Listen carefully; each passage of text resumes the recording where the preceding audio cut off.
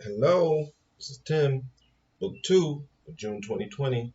We were 8 years in power, and particularly I'm reading from the essay on a case for reparations. It's a lot to get through, so let's get through it. And we're having a heat wave, so you may see me white. Excuse it. In 1909, President William Howard Taft told the country that intelligent white Southerners were ready to see blacks as useful members of the community.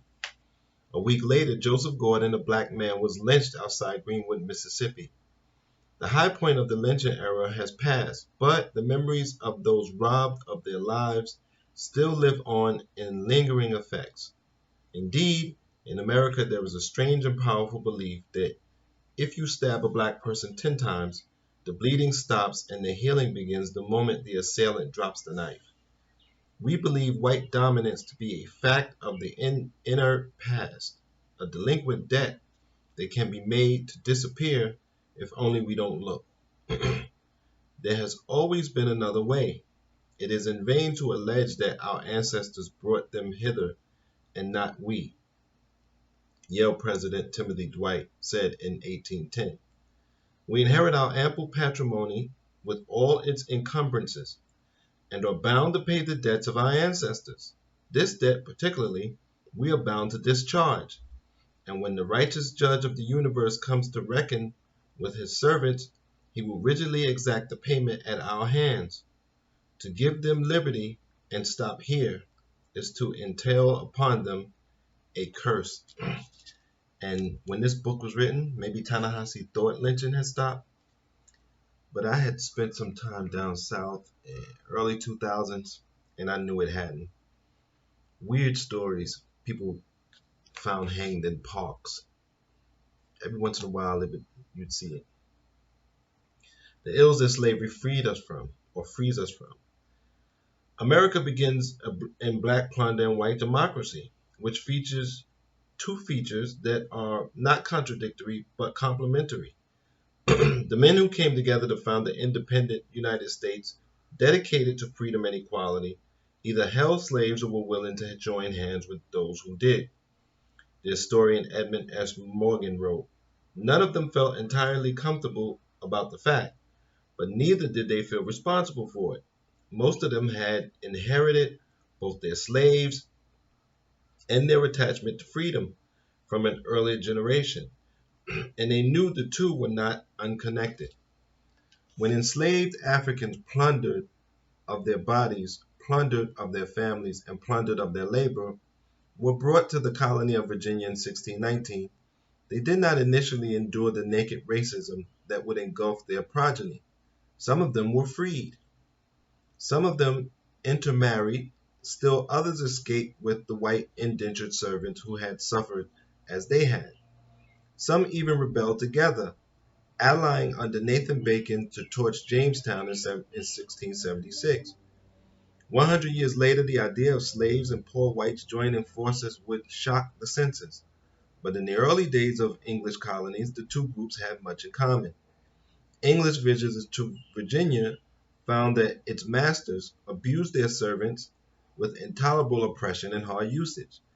White servants were flogged, tricked into serving beyond their contracts, and traded in much the same manner as slaves. This hard usage originated in a simple fact of the New World. Land was boundless, but cheap labor was limited. As lifespan increased in the colony, the Virginia planters found in the enslaved Africans an even more efficient source of cheap labor, whereas indentured servants were still legal subjects of the English crown, and thus entitled to certain protections. African slaves entered the colonies as aliens, exempted from the protections of the crown. They became early America's indispensable working class, fit for maximum exploitation, capable of minimal resistance. I'm trying to tell you, we live in a plantation society, not a monarchical society or regal society. That's what America is. For the next 250 years, American law worked to reduce black people to a class of untouchables and raised all white men to the level of citizens in 1650. Virginia mandated that all persons except Negroes were to carry arms. In 1664, Maryland mandated that any English woman who married a slave must live as a slave of her husband's master.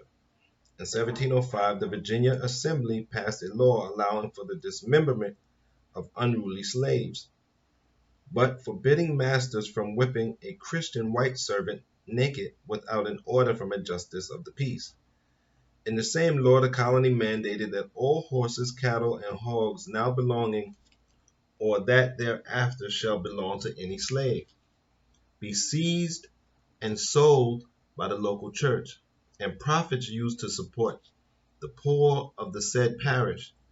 At that time, there would have still been people alive who could remember blacks and whites joining to burn down Jamestown only 29 years before. But at the beginning of the 18th century, two primary classes were enshrined in America. So here you had churches involved. Every institution was involved in slavery because it was a slave state. We were 8 years in power.